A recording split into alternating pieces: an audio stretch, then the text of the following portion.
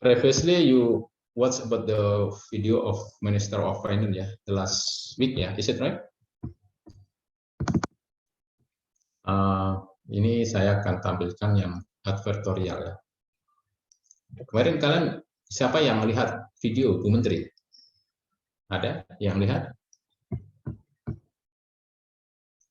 Ada yang, jadi semuanya nggak lihat ya? Lagi sibuk ya? Nah, nanti kuisnya sebagian dari APBN ya, saya akan masukkan ya. Kuis yang review test ya. Ini adalah advertorial RAPBN. RAPBN the first journey ya before undang-undang APBN.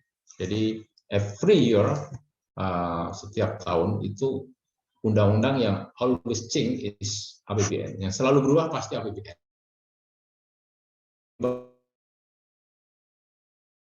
APBN itu ya hanya saat itu ya. Nah, untuk undang APBN itu di tahun 2021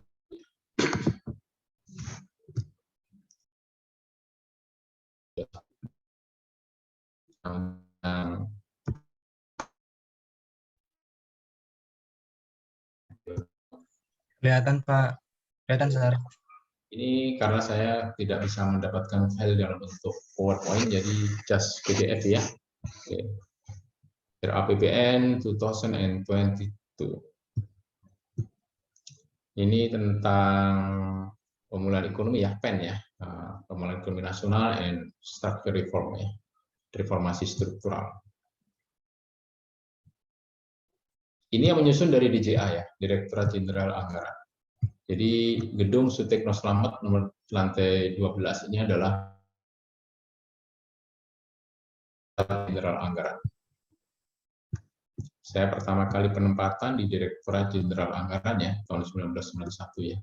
Kalian belum lahir ya. Jadi saya udah jadi pegawai ya. Direktorat apa Pak? Direktorat Pembinaan Anggaran Pembangunan. Yang ngurusi proyek dulu ya. Dulu ada anggaran rutin, anggaran pembangunan. Saya anggaran pembangunan. Ini pemerintah fokus untuk terus melindungi keselamatan masyarakat dalam menghadapi risiko COVID-19 yang masih penuh ketidakpastian. Jadi pandemi ini dianggap masih jadi problem ya. Strategi penanganan COVID. Nah ini dengan adanya Perpu ya nomor 1 tahun 2001 yang kemarin ya, sehingga penanganan COVID ini diprioritaskan ya, terutama untuk masalah sosial. Ya. Jadi makanya ada yang namanya bantuan sosial ya, yang kemarin sempat dikorupsi oleh Juliari Batubara ya, mantan Menteri Sosial ya, patut disayangkan ya. Ini mental seperti ada kalian ya. Jangan sampai kalian menjadikan proyek segala sesuatu yang dipercayakan pada kalian ya, kalian mengambil keuntungan ya. Kalau di kasusnya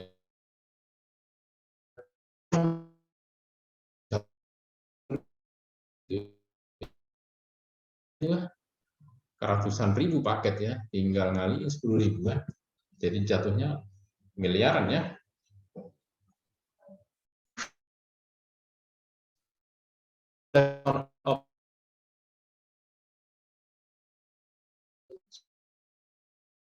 Nggak bisa terkontrol karena dia sendiri bermain. Gimana dia bisa mengendalikan ya, gimana bisa menyapu dengan sapu yang kotor ya. Kalau sapunya aja kotor ya. Nah, kalian juga gitu ya. Maka kemarin SPI itu Pak Direktur memberikan amanah ya ke saya ya. Jadi tolong ya dijaga integritas, attitude-nya, sikapnya supaya bersih kampus ini. Kampus ini bersih kalau yang membersihkan orangnya bersih, alatnya juga bersih gitu ya. Jadi memang beratnya jadi kepala SPI ini memberi contoh ya, supaya yang lain juga ikut ini. Jadi kalau ada saya memeriksa, nggak ada beban. Kalau saya kotor ya, melanggar aturan, mereka akan komplain, oh Bapak sendiri gitu ya. Nah, malah nggak maju. Nah, kalian pun juga gitu ya, masih muda ya. Supaya ke depan itu bersih semua, nggak ada catatan buruk ya. Yang ada adalah catatan-catatan prestasi yang cemerlang ya, perilaku yang bagus. Ini strategi penanganan COVID ini diarahkan untuk pemulihan ekonomi ya. Kan banyak sekali, mohon maaf ya, waktu pandemi itu perusahaan-perusahaan gulung tikar ya, sebagian ya. Kalau nggak gulung tikar mengalami yang namanya financial distress ya. Financial distress itu kesulitan keuangan ya. Sehingga mereka harus mengalokasikan dana untuk penanganan COVID.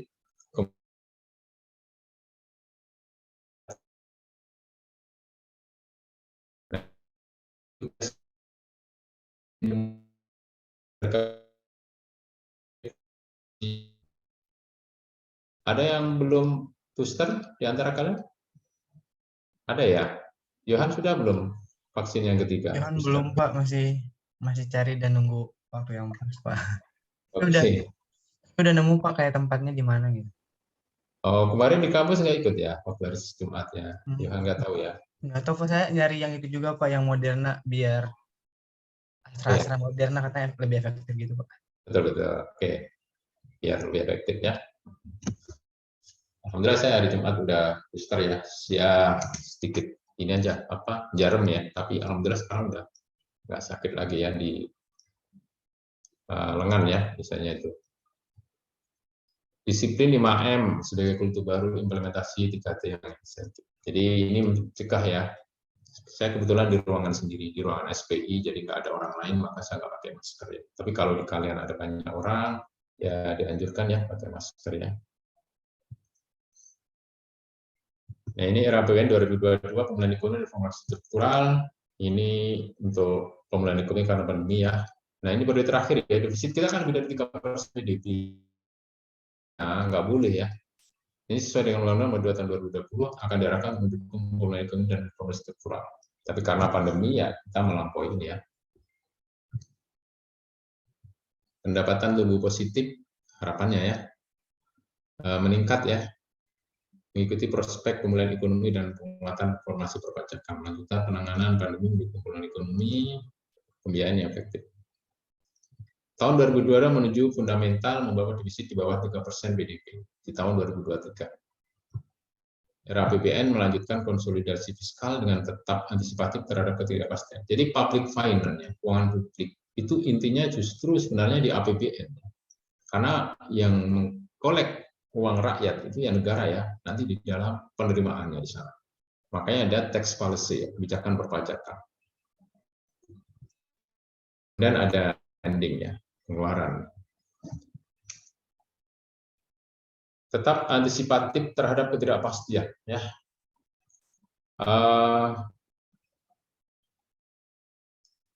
Tomorrow is not sure ya. I mean that the time, the now is sure ya.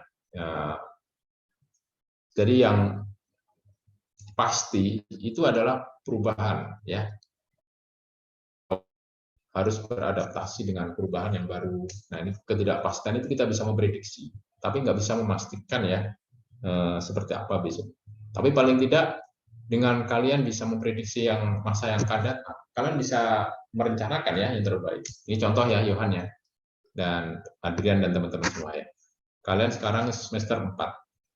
Kalian merencanakan ya setelah lulus misalkan ya, setelah lulus nanti melanjut ke S1 dimanapun ya, paling tidak kalian sudah ada ancang-ancang untuk itu.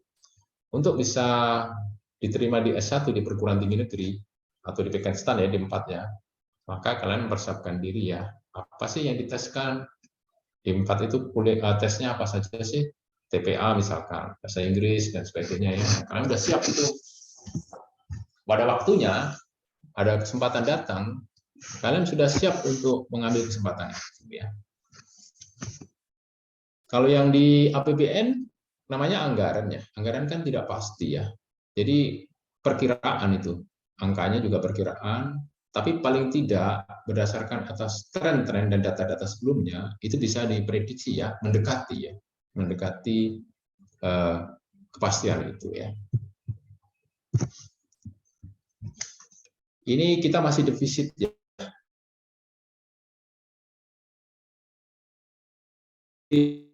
bigger ya than revenue.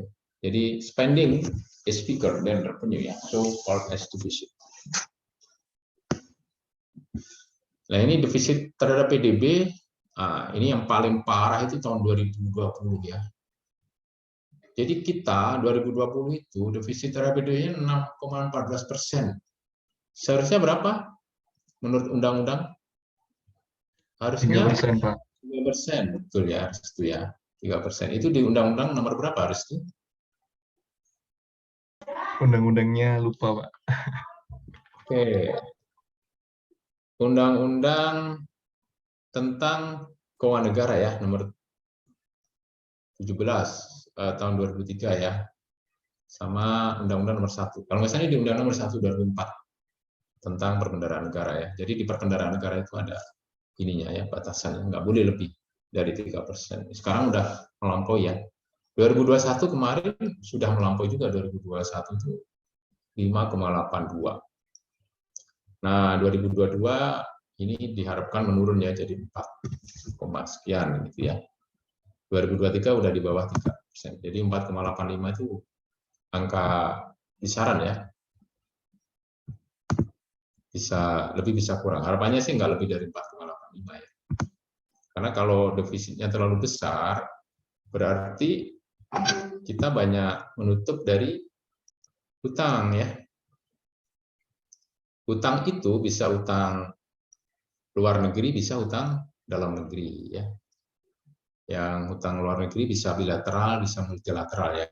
Yang bilateral itu antar negara. Yang multilateral ke lembaga misalkan World Bank gitu ya. Nah, yang banyak anggotanya.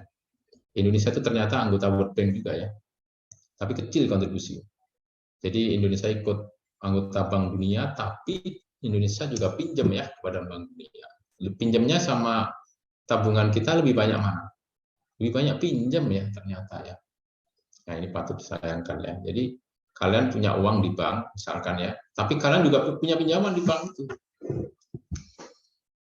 Terus selain utang pada luar negeri juga dalam bentuk dalam negeri ya.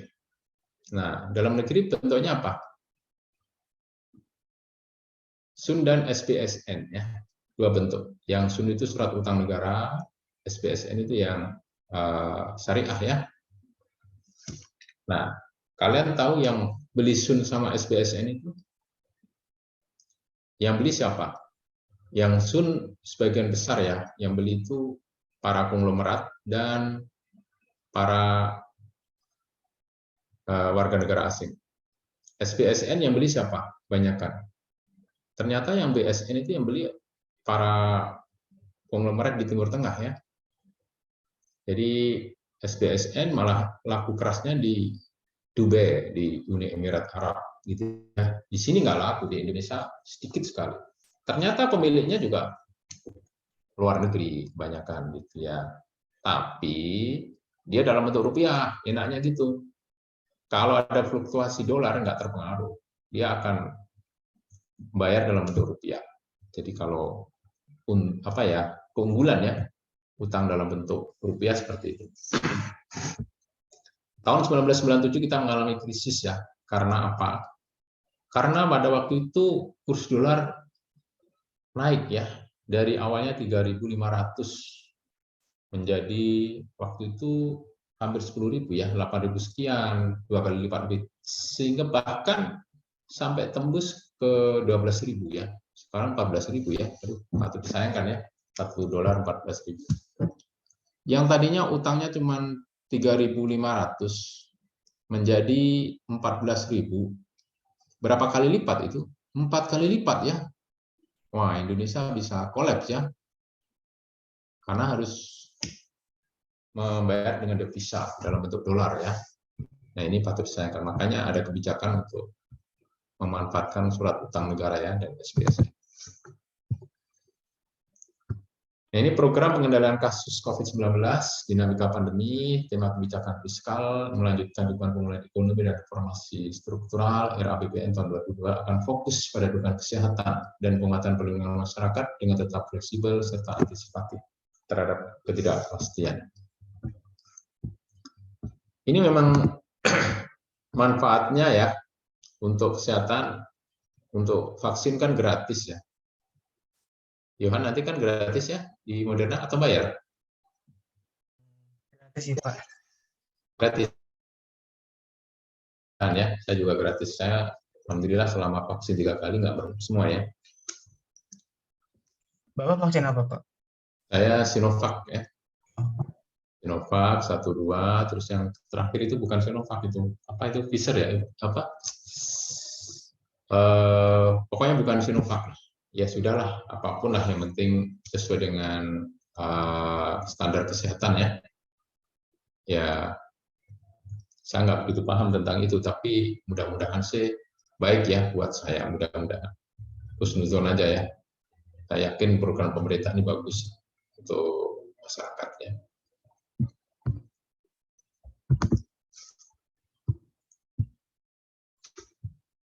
Nah, ini pulih dan kuat bersama ya. Negara-negara G20 dan ASEAN terus berupaya mendorong pemulihan ekonomi. Negara-negara G20 Indonesia masuk presidennya ya. Negara G20 ya yang dilaksanakan di Indonesia ya. Rebound pertumbuhan ekonomi terjadi sebagian besar negara G20 serta ASEAN ya pada kuartal 2 ya 2021, antara lain didukung upaya vaksinasi. Negara dengan pertumbuhan sangat tinggi dipengaruhi efek kontraksi mendalam dalam kuartal 2 2020. Ini Indonesia, ini untuk tahun 2020 kita mengalami minus ya, minus 5,3. Nah, di kuartal kedua tahun 2021 ada peningkatan ya 7,1. Nah, untuk inflasi Indonesia masih di kisaran yang normal ya 1.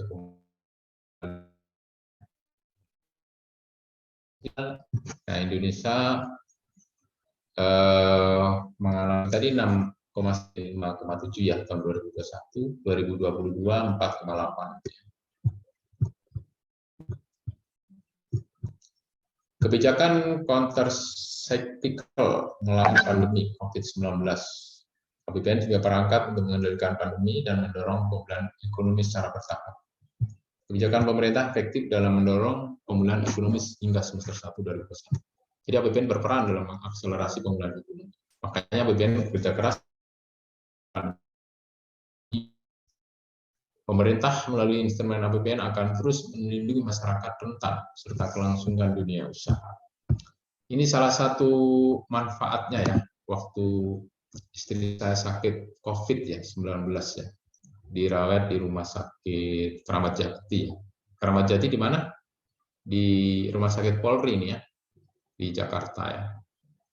Saya waktu mencari rumah sakit itu ada banyak ya, 5 lebih lah rumah sakit saya datangi, menolak semua ya. Rumah sakit Pondok Indah yang di Bintaro ya, rumah sakit Premier, rumah sakit Veteran, rumah sakit East Medical Center, sakit yang di Jakarta ya, itu ada 2 ya, di Pasar Rebo sama rumah sakit PON ya, Pusat Saraf. Itu pada menolak ya, alasannya kamar perawatan udah penuh, tabung oksigen nggak ada gitu ya, sehingga istri saya ini ya nggak bisa dirawat di situ. Saya 2 hari ya mencari ya, istri saya sudah kesulitan bernapas ya, saturasinya turun. Saya terpaksa ya menggunakan, bukan jabatan ya, sahabat lah ya, teman yang dulu bos saya ya waktu di KPK ya, saya WA beliau, Pak Jenderal mohon izin saya mengalami kesulitan mencari rumah sakit, mohon bantuan. Oh ya, bawa aja ke rumah sakit Polri ya di Keramat Jati. Jadi dulu ada deputi bidang penindakan ya, mantan kepala BNN, saya WA beliau merekomendasikan saya ke sana ya. Alhamdulillah ya di sana diterima ya, dapat ruang perawatannya. Saya cuma bayangin ya, seandainya saya nggak punya hubungan baik ya dengan atasan ya waktu itu, tentu kesulitan juga ya, maka jaga hubungan baik ya dengan atasan. Saya sebenarnya malu ya minta tolong ya, tapi karena kemanusiaan ya, kalau nggak tertolong, saya merasa berdosa ya kalau nggak menyelamatkan istri saya. Nah, sana saya suruh tanda tangan, Antara lain ya, istri meninggal, rumah sakit maka diperlakukan sebagai pasien yang COVID gitu ya. Jadi protokol kesehatan, jadi nggak bisa di pemakaman umum ya. Itu sampai tanda tangan gitu ya saya ya. Ya namanya ini ya sudah, pokoknya yang penting sembuh aja, sehat gitu ya. Jadi alhamdulillah ya di rumah sakit 8 hari langsung negatifnya. Saya bisa diambil, silahkan, sudah sembuh. Saya udah siapkan tuh jutaan tuh. Wah ini berapa ini? Puluhan juta ya. 100 juta pun saya udah siap ya. Seandainya bayar. Ternyata gratis gitu ya. Kaget saya. Ya Allah, nggak bayar gitu ya. Masya Allah. Ini bayarnya berapa? 10.000 Pak, teman administrasi. Hah? 10.000, 10 juta, 10.000, 10.000 Pak. Masya Allah gitu ya. Jadi saya itu ini ya, ternyata itu memang ditanggung oleh pemerintah bagi yang sakit COVID itu ya. Saya baru tahu waktu itu ya. Nah, jadi alhamdulillah ya, cuma bayar 10.000, saya bawa pulang, udah dikasih obat, padahal di rumah sakit itu dikasih makan, dikasih katanya. Ya walaupun makannya nggak semewah di hotel ya, tapi paling tidak inilah di sana terawat. Jadi hikmah yang perlu kalian camkan ya dalam kehidupan, jaga networking ya, jaga persaudaraan, pertemanan ya, jaga relasi. Jadi termasuk dengan atasan, termasuk dengan teman ya. Di sini kalian satu kelas, saling support satu sama lain. Orang lain pada kesulitan dari rumah sakit ya waktu itu, karena memang penuh bulan Juli ya 2021 waktu itu banyak ya yang kena COVID ya. Jadi termasuk istri saya itu sakit gara-gara saya ya. Saya sendiri pulang dari Medan ya, kan lanjut tugas ke IPDN ya di Jatinangor. Nah, pulang dari situ tuh saya sakit. Saya kehilangan penciuman, tapi saya alhamdulillah ya.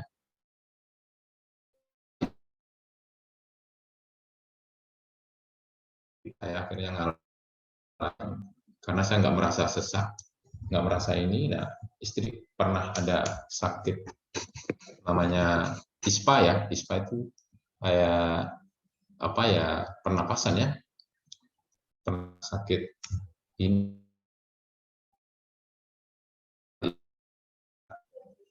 saluran pernapasan. Jadi gitu. Saya nggak tahu kalau sekarang ya. Kalau sekarang katanya yang kena COVID disuruh bayar ya. Nggak tahu bayar berapa. Jadi standarnya udah beda. Karena udah anggarannya udah di 2022 ini sudah beda dengan 2021. 2021 dulu setiap yang sakit COVID ditanggung oleh negara. Jadi pemerintah melalui internal BPN terus melindungi masyarakat rentan serta kelangsungan dunia usaha. Pertumbuhan PDB komponen pengeluarannya ini konsumsi rumah tangga di kuartal ini ya hingga 2021 naik. Investasi juga ada peningkatan tahun 2021. Dampak pandemi pada kesejahteraan masyarakat dapat bidang dan mulai berangsur gedenya. Tingkat pengangguran ya. 6% atau 8,75 juta orang ya. Ini untuk usaha produktifnya. Jadi penurunan bulan Februari 2001 ya.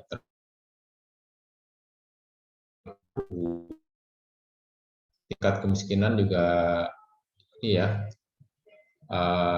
terjadi penurunan ya. 27,54 juta orang. Momentum ekonomi tumbuh dan tangguh melalui keberhasilan penanganan pandemi dan reformasi struktural. Agenda reformasi struktural harus terus diperkuat guna memulihkan dan meningkatkan produksi dimotori oleh implementasi undang-undang kerja, sistem operasi risiko, dan lembaga pengelola investasi. Reformasi struktural beriringan dengan pada fungsi prioritas kesehatan, perlindungan sosial sepanjang hari.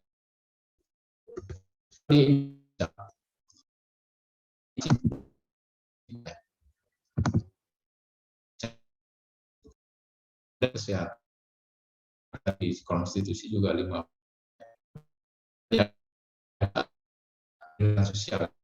Kalau di Amerika perlindungan sosial paling tinggi ya, social security.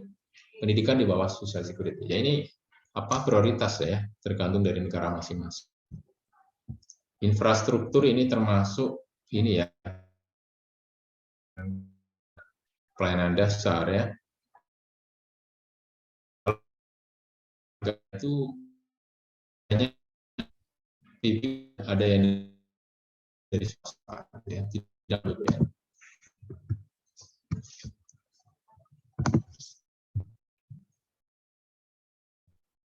Fiskal ekonomi reforma surat program pengendalian kasus dan lanjutan untuk kesehatan, pemantapan pemulihan ekonomi, program perlindungan sosial ya, yang fondasi kesejahteraan masyarakat, mengentaskan kerentanan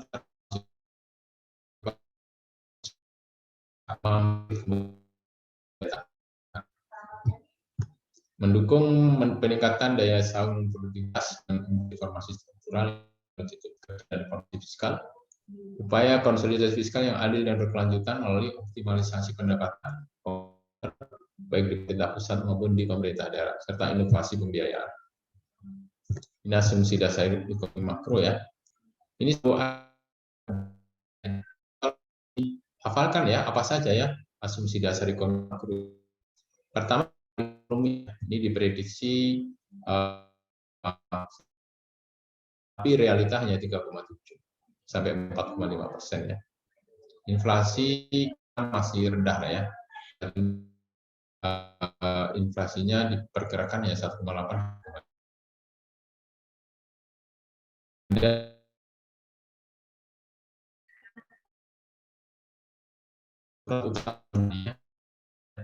6,82. Jadi kalau di Amerika namanya Fed ya.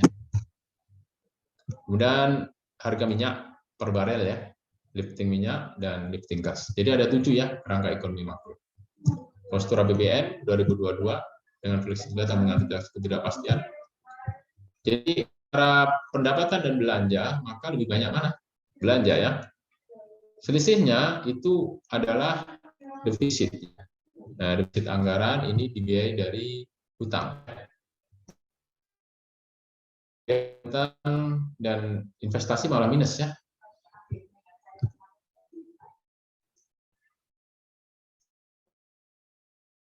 Sosial ekonomi menuju kondisi diperlukan strategi kebijakan fiskal ekspansif yang tercermin pada defisit anggaran sebesar 4,85% terhadap PDB.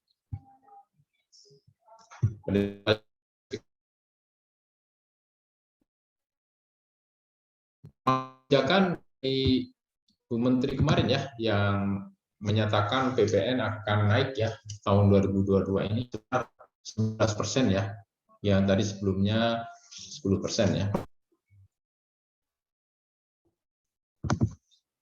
Ini kebijakan perpajakan kan 1.262,9 triliun ya, tumbuh 10,5%.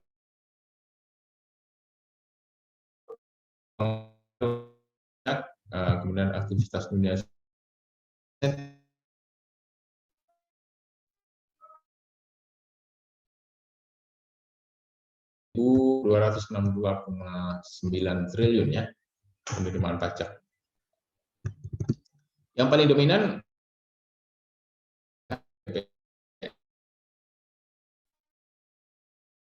kemudian biaya cukai, biaya dan cukai ya, masuk cukai tembakau, alkohol ya, plastik.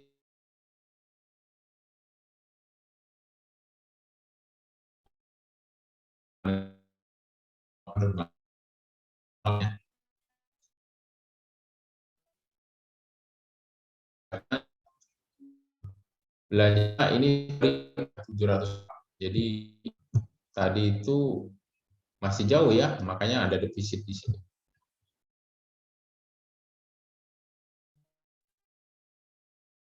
Pusat 1932, 38 ya.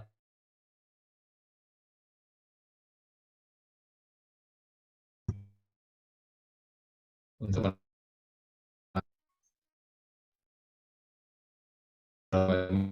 triliun pemanfaatan ini untuk cakupan peserta PBI JKN-nya dan seterusnya. Ini perlindungan sosial ya, yang bansos itu. Sepanjang hayat dan adaptif melaksanakan program yang menjangkau setiap kelompok usia. Subsidi energi diarahkan lebih tepat sasarannya. Energi ini ada energi untuk listrik dan energi LPG dan BBM ya.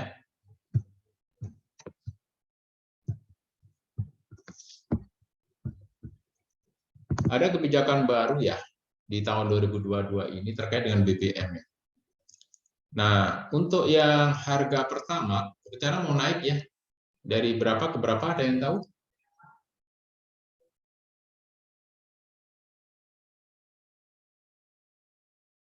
Pak. Dari sebelumnya berapa? Nah, naik berapa itu?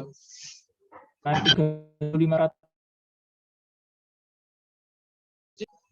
Baik, menurut Fauzan, apakah kebijakan itu akan berpengaruh pada peningkatan harga barang yang lain, Fauzan? Berpengaruh, tapi tidak seberpengaruh kalau Pertalite yang naik. Kan Pertamax kan istilahnya kan untuk kaum menengah ke atas. Nah, Sedangkan bagaimana cara mengendalikan supaya Pertamax itu tidak dinikmati, Pertalite itu tidak dinikmati oleh para menengah ke atas? nah itu Pak. Yang susah di sana Pak. Ya itu ya, kendalinya ya. Baik, itu jadi debatable ya. Itu perlu kajian juga ya.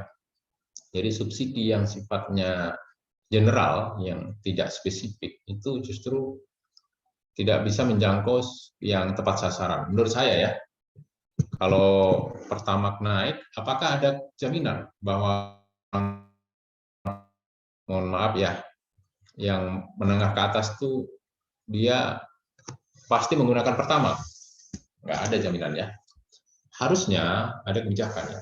Kalau ini ya, saya jadi menteri ya, saya bukan jadi menteri ya, mohon maaf ya. Ini nanti jangan di-share ke ini ya, nanti kalian ini ya. Ada pengendalian ya, untuk misalkan mobil yang tipe tertentu harus menggunakan Pertamax gitu ya. Jadi kalau di kantor, kebetulan di kantor itu semuanya menggunakan Pertamax. Mobil kantor dinas itu Pertamax semua. Karena memang dibiayai oleh APBN, nggak masalah. Yang masalah kan pribadi aja yang ini mobilnya bagus.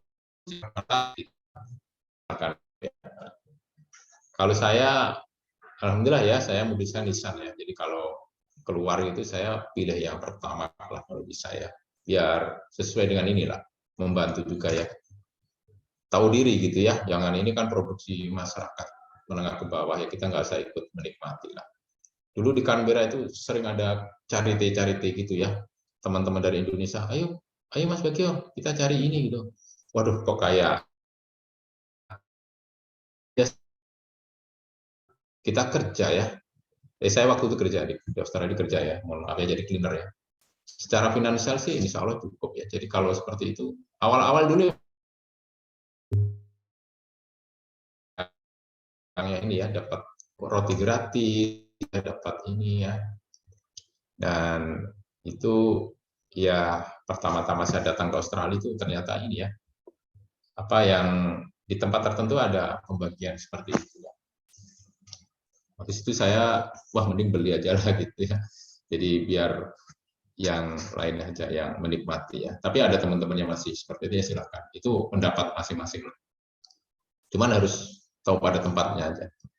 Jadi kalau kalian pada saatnya nanti ya, mudah-mudahan ya kalian bisa lanjut terus ya sampai pengabdian 20-30 tahun ya. Saya baru dapat penghargaan ya Satya Lancana Karya Satya 30 tahun ya mengabdi sebagai ASN ya dari Presiden Republik Indonesia ya. Jadi saya udah 30 tahun lebih dapat penghargaan. Nah, nanti pada saatnya kalian akan merasakan ya ada semacam kebebasan finansial di sana ya. Di mana tanggal muda dan tanggal tua itu nggak ada bedanya ya. Artinya selalu ada begitu ya, insya Allah. Jadi nggak ada kesulitan lah terkait dengan keuangan gitu ya. Tapi jangan terburu-buru ya. Jangan lalu buru-buru lulus ketika pengen punya rumah bagus, pengen punya mobil bagus. Nanti kalau hasilnya jerih payahnya bukan dari yang halal, dari korupsi, habis itu semua ya. Saya seangkatan dengan Gayus ya. Gayus itu sahabat saya waktu D4 ya. Dia habis kena kasus korupsi itu, disita itu asetnya ya. Hampir semuanya disita itu. Disuruh ini ya, akhirnya nggak punya apa-apa ya istilahnya. Di penjara lagi. Di penjara 30 tahun, sekarang masih di penjara ya. Nah, keluar dari penjara pun kemungkinan besar sudah susah dapat kerjaannya. Jadi di penjara dia itu sejak tahun 2008 ya, 2009. Sekarang 2022. Hukumannya 30 tahun. Jadi berat ya. Yang tadinya mohon maaf kalau dia sabar saja ya, Gayus itu ya, nggak korupsi itu, sekarang udah kepala kantor itu ya. Teman-teman saya seangkatan udah pada kepala kantor, eselon 3 lah, kepala kantor pelayanan pajak, kan lumayan. Baik, kita lanjut ya, mendukung UMKM, petani, dan layanan transportasi publik. Ini subsidi pupuk ya, subsidi PSO. PSO itu Public Service Obligation ya. Jadi kewajiban untuk menyediakan pelayanan publik ya. Ini biasanya PSO ini diberikan kepada PT PLNI ya, yang untuk pelayaran, dan PT KAI, Kereta Api Indonesia. Kemudian subsidi bunga kredit program, subsidi pajak ya, ini untuk dukungan usaha dunia usaha melalui fasilitas PPH, DTP, ditanggung pemerintah ya. Ini pernah ya tahun 2021 kemarin itu untuk PPH pasal 21 ditanggung pemerintah, jadi nggak bayar ya untuk yang UMKM. Anggaran pendidikan ini cukup besar ya, ada 195,3 ribu pesantren lembaga, pembelajaran jarak jauh, termasuk kuota ya. Kalian dapat kuota nggak? Di antara kalian ada yang dapat kuota dari pendidikan? Ada yang dapat kuota? Fauzan dapat? Oh ya, untuk ini dicatat ya, Ayub ya, Fauzan tadi. Ya, ditambahin di partisipasi ya, Ayub. Siapa? Ada yang dapat kuota dari pemerintah pembelajaran jarak jauh? Siapa yang dapat? Dapat Pak. Dapat ya. Tapi sekarang belum turun Pak. Semangat ya. Ada yang dapat, ada yang enggak. Ya, masing-masing inilah. Nah, saya cuma kasih tahu ya. Kalau ada peluang-peluang seperti ini yang memungkinkan kalian mendapatkan fasilitas yang resmi ya, kalian dapat, cobalah berusaha mendapatkan itu ya, fasilitas seperti itu ya. Tapi resmi lah ya, jangan sampai mendapatkan sesuatu dengan cara yang nggak halal ya. Nah, yang penting resmi, legal, nah, silahkan dapatkan ya. Termasuk penawaran ya, penawaran diklat, penawaran beasiswa ya. Cita-cita saya itu pokoknya dapat beasiswa ya, kemana saja. Pokoknya kalau bisa keluar negeri. Ya. Makanya saya berusaha ya, lulus di 4 itu mencari beasiswa ya, sampai di KPK dapat beasiswa itu, berangkat ke Canberra itu rasanya senang banget ya, sesuatu yang sangat bernilai ya, beasiswa ya, scholarship, termasuk itu beasiswa ya. Kalian di sini merasa nggak dapat beasiswa dari negara, kuliah gratis? Tidak. Nah, udah kuliah gratis, nanti lulus ditempatkan, itu suatu karunia yang besar ya, yang wajib kalian syukuri itu. Jadi seperti itu tuh. Jadi kalau yang masih dulu, Pak, dulu saya tuh cita-cita nggak ingin jadi akuntan, Pak. Saya itu sebenarnya nggak seneng di akuntansi gitu ya. Nanti berusaha menyenangi lah ya. Di akuntansi itu menarik. Setiap organisasi butuh akuntan. Ya. Yang dulunya jadi dokter, ya udah jadi auditor aja kan, sama-sama meriksa kesehatan kan. Yang satu kesehatan manusia, yang satu kesehatan laporan keuangan gitu ya. Nah, yang tadinya pengen di teknik, saya tuh pengennya ke teknik Pak. Dulu kok bisa tersesat ke setan gitu ya. Nanti ngambil sistem informasi ya, sistem informasi akuntansi, sistem informasi manajemen gitu ya. Nanti habis itu kuliahnya S2 ngambil IT ya. Jadi ITB ya, lulusan ITB saya juga bisa ya ternyata ya, dari akuntansi loh ya. Dari akuntansi S2-nya ngambil informasi ya, IT gitu ya. Ternyata bisa ya, Pak Ansor gitu ya, Pak Iskandar. Nggak tahu kalian kenal nggak ya sama Pak Iskandar ya? Pak Heru Ahmadi itu juga lulusan ITB ya. Jadi sangat fleksibel ya. Jadi kalian bersyukurlah ya di sini ya, di PKN STAN ini ya. Nah, nanti kalau sudah lulus dari PKN STAN, mau lanjut S1 di mana saja silahkan ya. Tapi saya sarankan kalau memungkinkan di 4, ambil di 4 ya. Kalau di 4 kan nggak bayar ya. Kuliah S1 kalian bayar sendiri. Kemudian harus bagi waktu. Di 4 itu fokus ya, belajar di STAN aja. Ini saran saja ya, tapi silahkan nanti kalian ya, biar bisa memilih ya, menentukan. Ini kartu prakerja, kebijakan reform ya, pendidikan Indonesia, mismatch pendidikan, kualitas SDM, sarana prasarana pendidikan. Ini anggarannya pendidikan ini berkembang ya. Nah, tahun 2022 meningkat ya, jadi 541,7 triliun ya. Anggaran kita berapa? 2000 sekian ya. Jadi 20% ini dipakai untuk pendidikan. Ini pemanfaatan anggaran pendidikan untuk bantuan operasi sekolah ya, BOS, beasiswa ini LPDP, program Indonesia Pintar, bidik misi, KIP kuliah.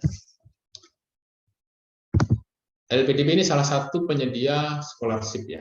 Silahkan nanti dimanfaatkan ya. Kalian bisa memanfaatkan melalui LPDP, bisa melalui AAS ya. Dulu saya ADS ya, Australian Development Scholarship. Nah, kalian bisa memilih lah yang mana ya, yang terbaik. Ada yang pakai Spirit ya, dananya Bappenas ya.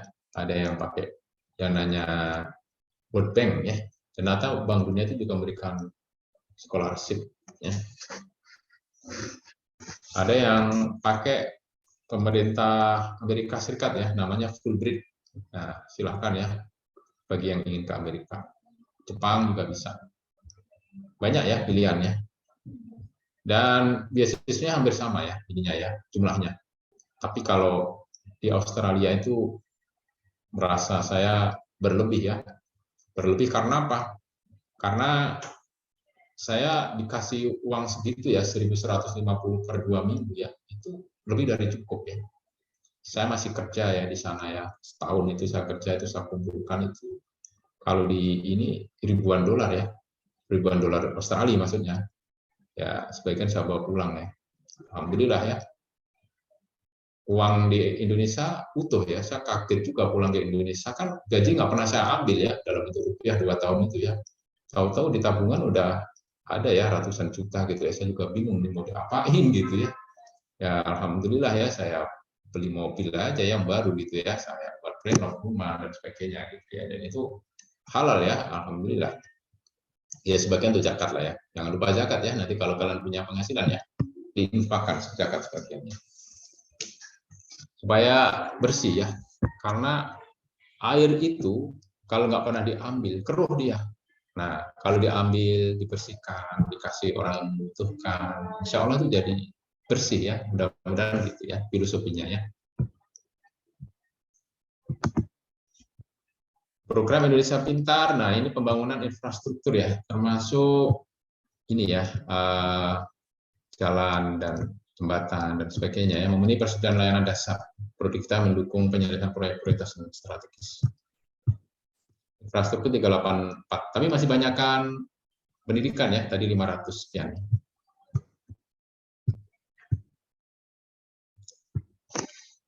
Ini mendorong ketersediaan infrastruktur pelayanan dasar antara lain sistem penyediaan air susun, sistem pengelolaan air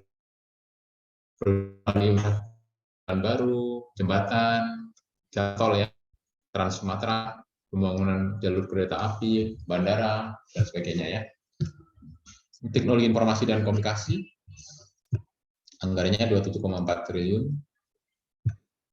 membangun dan mengembangkan infrastruktur. Saya kasih tahu ya buat kalian ya, siapa tahu di antara kalian ada yang ditempatkan di Kominfo ya, Kementerian Komunikasi ya. Kakak kelas kalian ada yang ditempatkan di sana ya. Ternyata itunya lebih tinggi daripada Kementerian Keuangan ya. Saya juga kaget ya, di Kominfo bisa lebih tinggi ya ininya ya, apa TEK-PUMP-nya ya. Di KPK lebih tinggi.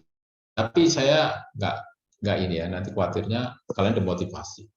Jangan sampai kalian itu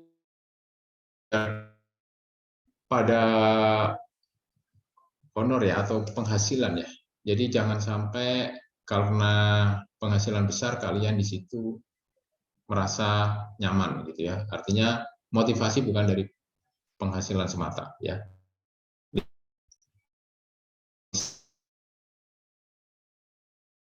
Kalian ditempatkan di tempat yang bagus ya secara finansial dan kalian senang ya. At least walaupun nanti misalkan ya di antara kalian ditempatkan yang bukan keinginan kalian dari sebelumnya, kalian bisa tetap semangat ya, jangan sampai dimotivasi ya, karena mungkin gaji kalian dibanding teman yang lain bisa jadi nggak sama ya, bisa jadi. Tapi nanti pada waktunya, saya yakin kalau kalian bisa ngejar berlalunya waktu, karena nanti open bidding itu bisa lintas kementerian ya. Kemarin saya ada tawaran ya, ada bimbingan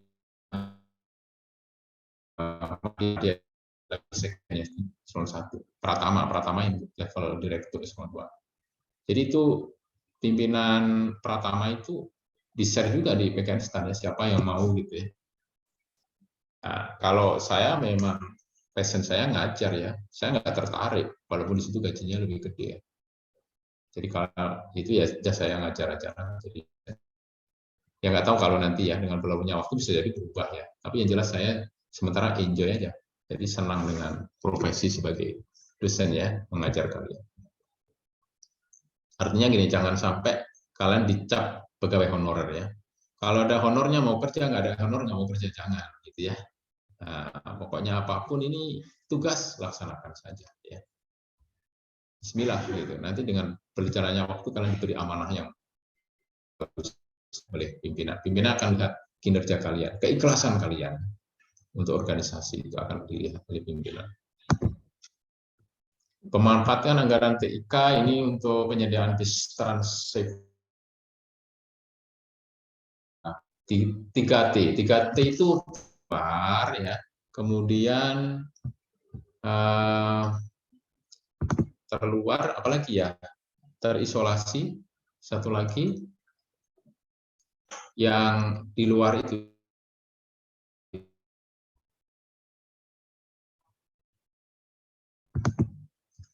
penyediaan akses internet, layanan publik, satelit dan seterusnya ya. Jadi supaya terjangkau ya. Yang di selayar mudah-mudahan ada internet juga di sana ya, sehingga nggak kesulitan ya kalau pas Zoom atau pas belajar online.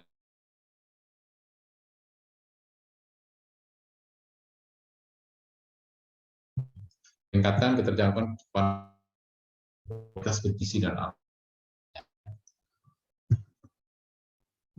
Transfer ke daerah dan dana desa. Nah ini cukup besar ya, tahun 2022 ini dianggarkan 770 ya, hampir sama dengan 2021 ya. 770,4 triliun ya. Nah, ini transfer ke daerah ini terdiri atas ini ya, dana alokasi umum ya, DAU 378, kemudian dana alokasi khusus ya, yang non fisik 129, dana alokasi khusus fisik, otonomi khusus dan dana istimewa DIY 21,8 dan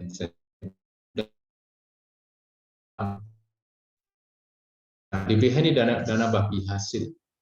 Dana bagi hasil ini biasanya untuk reboisasi ya dan PBB ya.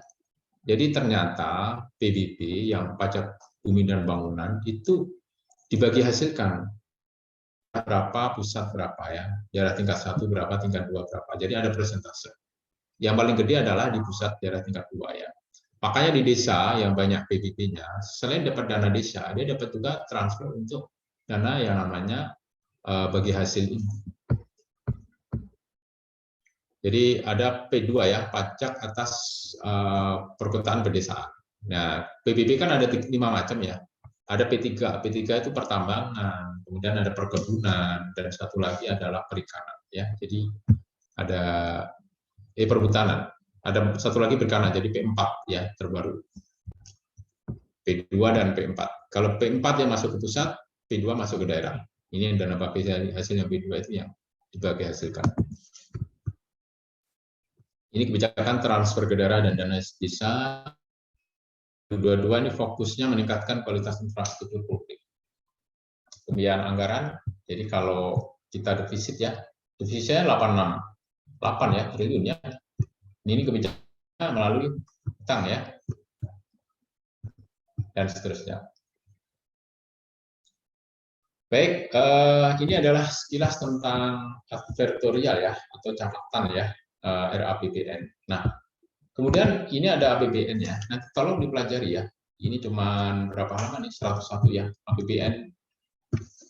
Jadi, RAPBN diajukan ke pemerintah, itu setiap tahun ya. Bulan apa? Ada yang tahu? Tanggal berapa diajukan ke pemerintah? Saya ingat bulannya aja, Pak. Siapa ini? Johan, apa bulannya? Kayaknya bulan Agustus ya, Pak. Habis Bulan Agustus. Habis apa?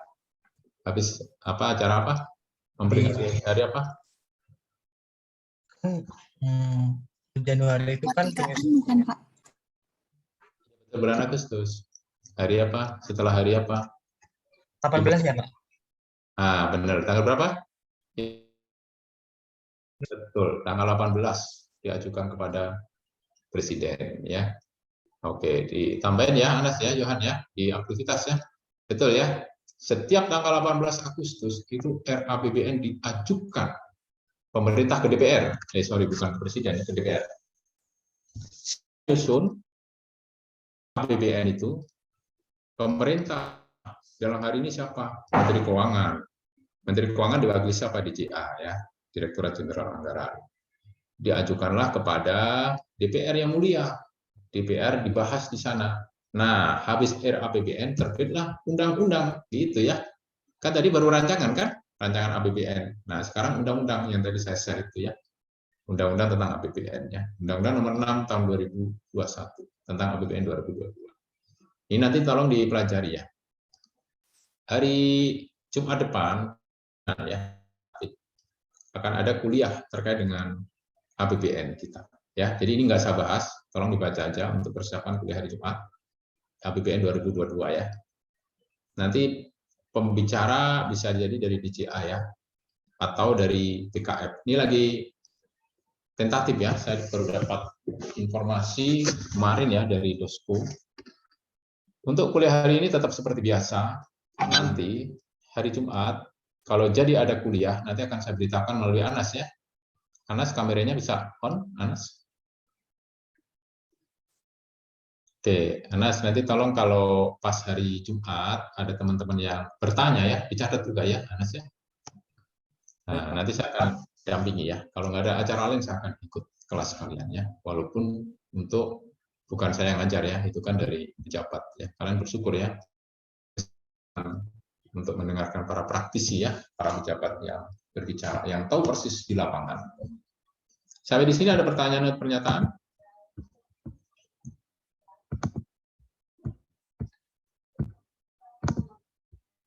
Ini saya share ya di ini ya di apa chat ya yang tadi saya tampilkan ya.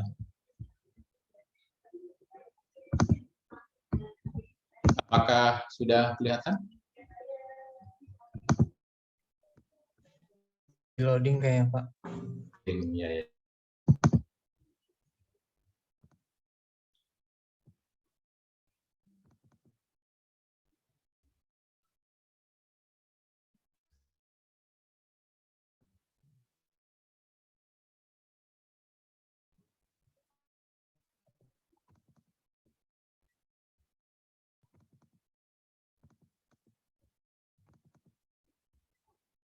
Sekalian saya kirimkan di Gruper ya, chapter 4 ya.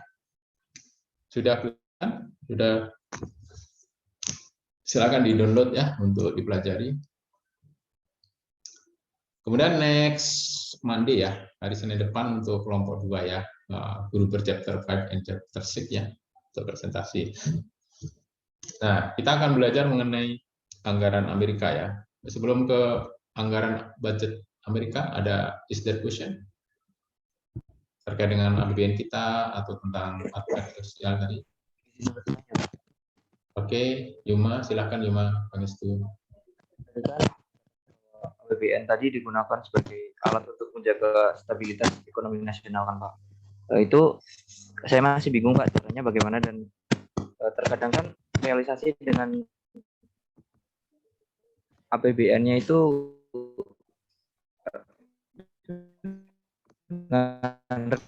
rencananya itu kadang kan ada perbedaan Pak. Itu bagaimana Pak?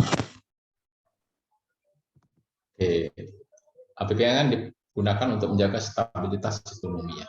Pada saat misalkan ya, Indonesia itu kan ada COVID nih, pandemi ya. Bagaimana menjaga stabilitas? Tentunya kan kalau yang punya misalkan gini ya, Yuma ya.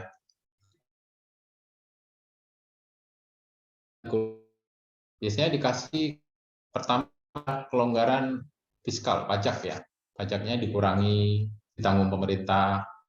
Yang kedua modal ya, diberi pinjaman tanpa bunga, diberi fasilitas kredit tanpa bunga ya oleh lembaga ini ya, oleh pemerintah ya. Nah, kemudian supaya menggerakkan ekonomi rakyat, supaya yang tadi yang tidak mampu, kemudian diberi yang namanya bantuan langsung tunai ya, atau bantuan sosial ya, supaya dia bisa berbelanja ya.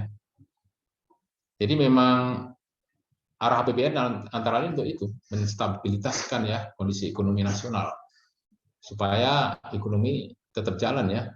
Kalau dibiarkan yang miskin semakin miskin ya, nggak dapat bantuan ya, kelaparan, nanti menimbulkan kejahatan. Sehingga secara sosial dan ekonomi akan mengalami masalah ya. Bisa menjawab Yuma seperti itu? Jadi menstabilkan ekonomi ya. Nah, termasuk sekarang ya, tahun 2002 ini kan dalam rangka pemulihan ekonomi nasional karena pandemi ya. Makanya pemerintah concern ya untuk meningkatkan peran serta usaha dan menengah ya, supaya tetap tumbuh, bisa bersaing ya dengan yang besar ya.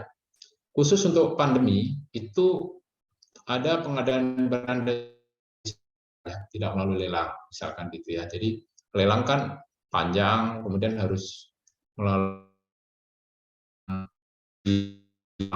nanti bisa jadi yang menang bukan bisa ekonomi mikro ya, bukan UMKM yang menang, tapi pengusaha besar ya, karena dia punya modal ya, harganya bisa relatif lebih murah dengan kualitas yang sama.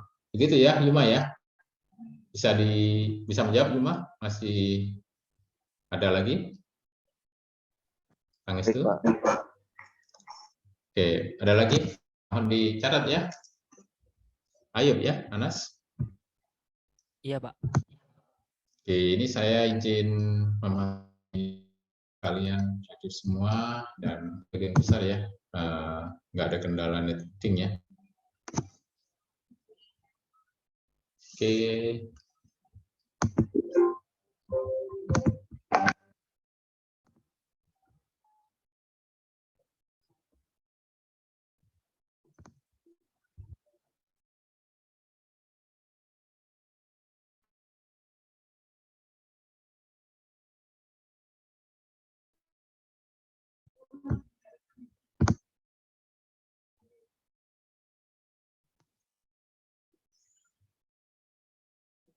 Bentar, saya izin ya.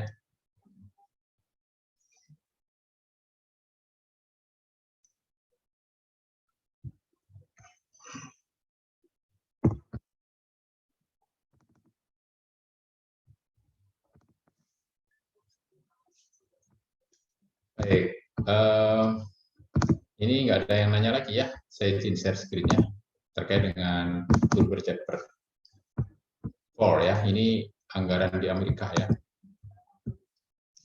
Chapter 4 Tools of Budget Analysis. Jadi alat untuk menganalisis.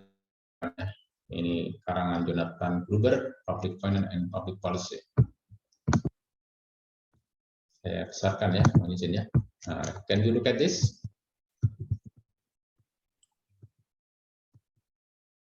Just as teori saya, just as household deal with budget issues, so does the government. Jadi sebagaimana ya, household itu kan rumah tangga ya. Jadi kalau kita menerjemahkan bahasa Inggris tidak bisa sepotong-sepotong ya. Kalau hold kan memegang, house itu rumah, gitu, memegang rumah ya. Jadi kalau di sini maksudnya adalah rumah tangga ya.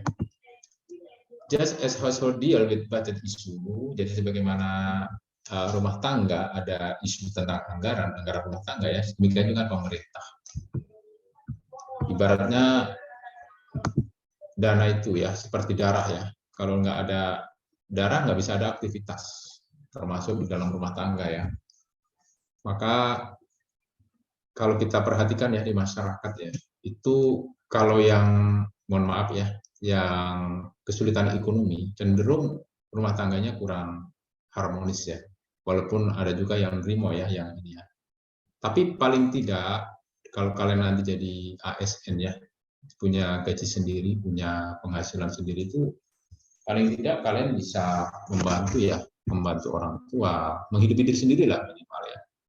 Jadi kalau saya yakin cukup ya untuk golongan 2C gitu ya, kerja di manapun ya, itu untuk diri sendiri saya yakin cukup ya, nggak akan kekurangan ya. Kecuali kalian macam-macam ya, aneh-aneh, baru kurang itu ya.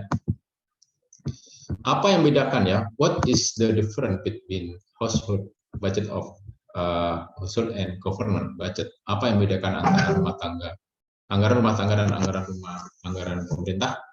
Kemarin sudah ya kalian, kalau nggak salah ya. Yang membedakan adalah kalau anggaran rumah tangga itu disusun berdasarkan atas revenue-nya. Jadi revenue-nya berapa supaya tidak besar pasak daripada tiang. Jadi menyesuaikan berdasarkan atas revenue. Revenue dulu baru expenditure ya, atau spending. Kalau anggaran negara beda lagi, ditentukan spending-nya dulu, expenditure-nya dulu berapa. Baru ditutupi dari revenue gitu ya. Jadi yang membedakan anggaran rumah tangga dengan anggaran pemerintah adalah penentuannya di awal yang mana duluan. The federal government has hundreds of revenue, pricing tools, and thousands of programs on which to spend this revenue. What is the meaning? Jadi anggaran federal itu mempunyai ratusan sumber penerimaan, tapi dia mempunyai ribuan ya program pengeluaran. Banyakkan mana? Ya, banyakkan expenditure-nya ya. Nah, oleh karena itu nanti ada kebijakan namanya defisit budget ya. Kalau lebih besar spending-nya, expenditure dibandingkan dengan revenue, maka namanya anggaran defisit ya kebijakannya ya. Ternyata Amerika juga gitu ya, bukan hanya Indonesia ya yang menganut anggaran defisit. Budget process is complicated by the dynamic nature of budgeting. Many federal programs have implications for many years to come. Jadi kalau di Amerika itu dia anggarannya bukan hanya setahun ditentukan, dia beberapa tahun depan ya, sudah dianggarkan. Indonesia mengadop juga namanya MTEF ya, Medium Term Expenditure Framework, atau anggaran untuk 5 tahun ke depan ya. Jadi pada masa Pak Jokowi ya jadi presiden itu sudah dianggarkan sampai beliau menjabat pada akhir 2024. Walaupun dalam perjalanan waktu ada penyesuaiannya atau adjustment-nya. Ini Berliana sama siapa Berliana? Sama teman PKL, Pak. PKL. Oke, salam ya. Boleh mendengarkan ya sambil ini kan yang sama-sama semester 6 kan, keuangan publik ya, silahkan. Saya welcome aja ya. Nah, yang penting nggak mengganggu kerja ya. Jangan sampai di situ kamu nanti waktunya kerja kuliah gitu. Nah, yang rukun ya, Berliana sama teman ya. Baik-baik. Jadi jadikan sahabat sepanjang masa ya. Teman sepanjang hayat.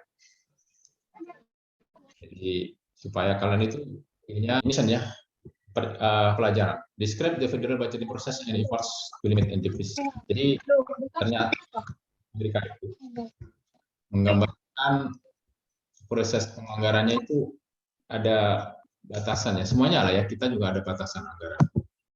Kemudian ada namanya defisit di situ ya. Untuk membatasi defisit supaya apa? Supaya nggak terjadi yang namanya kalau di organisasi financial distress ya, kesulitan keuangan ya. Pernah dengar nama negara Yunani? Yunani itu pernah mengalami kebangkrutan ya, negara kok bangkrut ya, karena apa? Nggak mampu bayar utang pada saat jatuh tempo ya, sehingga minta di reschedule ya. Indonesia pernah ya mengalami reschedule ya tahun 1997 ya, krisis ekonomi ya. Nah, karena kebanyakan utang, kalian pun nanti kalau jadi pengambil kebijakan jangan banyak utang ya. Negara yang banyak menghutangi negara mana? Cina itu termasuk banyak menghutangi. Itu devisanya besar ya ternyata ya, Tiongkok itu ya. Nah, ke negara-negara lain ya. Indonesia pinjam juga, tapi nggak banyak ya, untung nggak banyak. Kalau banyak ketergantungannya. Yang banyak Indonesia itu pinjamnya justru ke IMF ya waktu itu ya. Sampai sekarang juga masih belum lunas ya utangnya ya. Karena minta ini namanya rescheduling itu pembayaran di schedule. Reschedule itu bayarnya belakangan, bukan lunas itu ya, bukan hutangnya nggak ada, bukan. Hutangnya tetap ada, tapi dibayarnya belakangan. Nanti yang jadi beban siapa? Presiden berikutnya, masa berikutnya. Ini patut disayangkan ya, jangan sampai kebijakan itu reschedule nanti masa berikutnya yang jadi beban, yang suruh bayar ya. Sementara yang menikmati di periode sebelumnya. Kemudian lesson yang kedua, discusses measurement issue ya, isu-isu yang mengukurnya ya. Kemudian explains why we should care about reducing the budget deficit. Jadi kita harus care ya supaya mengurangi defisit ya, jangan sampai melebihi. Tadi 4,8 itu sudah termasuk tinggi ya. Harusnya kurang dari 3 ya, tapi karena memang masih seperti ini kondisinya ya, mau nggak mau ya defisitnya masih tinggi ya. Nah, ini harus dibatasi juga. Makanya di undang-undang itu betul. 3 itu sudah mengkhawatirkan ya. Sekarang udah 4 ya karena kondisi defisit ya. Nah, ekonomi kita lagi membutuhkan kucuran dana ya. Kebanyakan kita memang plus sun ya. Kemarin jual sun sama SPSN ya. Yang tadi saya ceritakan ternyata yang beli orang luar negeri juga ya, bukan orang Indonesia ya. Sebagian ya, sebagian besar ya. Nah, ini federal budget. Di Amerika itu kan negara federal ya. Punya negara bagian berapa? Ada 50 ya, 50 negara bagian. Jadi Indonesia itu kan 34 provinsi ya. Amerika lebih banyak lagi ya, negara bagian itu mirip provinsi. Di Australia itu hanya 6 negara bagian ya, tapi besar-besar.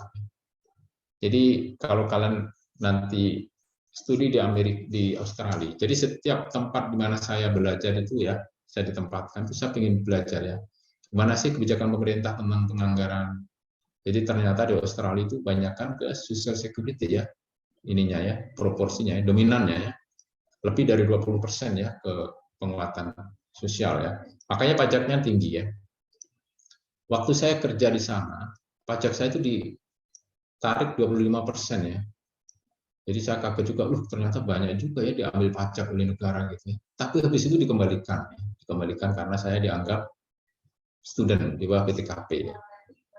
Jadi di Amerika itu ada kebijakan namanya tax return, pengembalian pajak. Setiap tahun dihitung ya, saya sebagai student, saya klaim ya pajak. Waktu itu saya hanya kerja setahun ya, kebetulan tahun 2013 saya kerja ya. 2014 saya balik ke Indonesia, saya klaim ya pajak tax return-nya ada 3.000 ya, 3.000 lebih ya. Pajaknya aja ya, itu bisa 30 juta ya, pajak yang saya bayarkan kepada pemerintah. Jadi saya dapat pengembalian ya dari tax return itu. Nah, kalau di Indonesia belum ada ya tax return ya, yang ada kompensasi pajak. Jadi kalau kelebihan pajak lebih bayar, nanti dikompensasikan, gitu ya, sehingga nanti pajaknya lebih kecil. Ini adalah kebijakan defisit anggaran ya di Amerika ya. Jadi ditutupi dengan apa? Debt, utang ya, sama dengan Indonesia ya. Nah, ini debt itu yang biasanya dari dalam negeri ya, Amerika juga dari dalam negeri ya, kayak Sun ya, Indonesia ya. Defisit itu jumlah yang mana spending exceeds revenue ya in a given year. Jadi untuk menutupi pendapatan tadi ya, supaya bisa menutupi spend atau expenditure atau spending. It is a flow variable. The deficit flow is added to the previous year's debt stock to produce a new stock of debt. Ini gambarnya ya. Nah, mulai tahun 1995 ya, sampai 2000 ya. Ini yang revenue-nya kebanyakan di bawah dari expenditure, ya. Kecuali ya, by exception in 2000. Jadi tahun 2000 itu terjadi revenue-nya lebih gede ya daripada spending atau expenditure. Nah, ini makanya disebut sebagai surplus. Ya. Kemudian this large deficit appear ya, defisitnya seperti ini ya. Nah, tahun 2000 baru naik ya, ada peningkatan.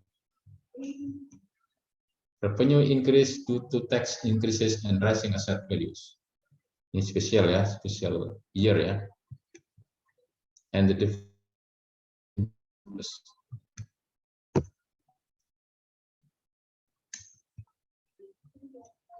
Oke, jadi kalau di kita, apakah pernah menerapkan kebijakan anggaran surplus? Belum pernah ya. Sejak Indonesia merdeka itu sampai sekarang anggarannya adalah anggaran defisit ya. Indonesia pernah menjalankan anggaran berimbang ya, zamannya Pak Harto ya. Tapi waktu itu berimbang semu ya.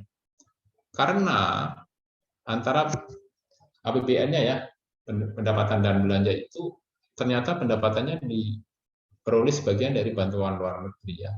Nah, bantuan luar negeri itu utang luar negeri ya. Tapi kata-katanya bantuan luar negeri ya. Waktu tahun 1991 saya ini kok berimbang gimana, defisit kok gitu ya. Tapi ya itu bukan mengelabui rakyat ya. Ini biar bahasa politisnya ya. Jadi Indonesia ini berimbang loh gitu, padahal defisit.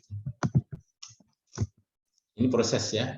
Ini dimulai pada Senin pertama di bulan Februari.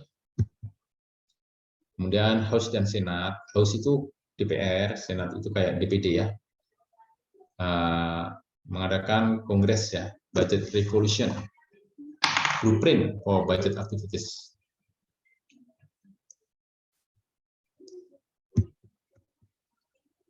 Nah, di sana ada dua jenis ya budget ya. Entitlement spending refers to funds or program for which fundings level are automatically set by the number of eligible recipients. Second, untuk entitlement itu contohnya adalah Social Security and Medicare ya. Ini untuk kesehatan. Discretionary spending ini merefer to spending set by level. Funding is optional. Jadi opsional.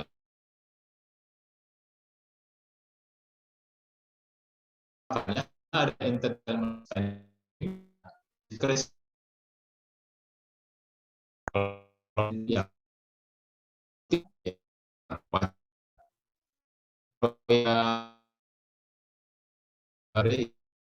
ya, atau bisa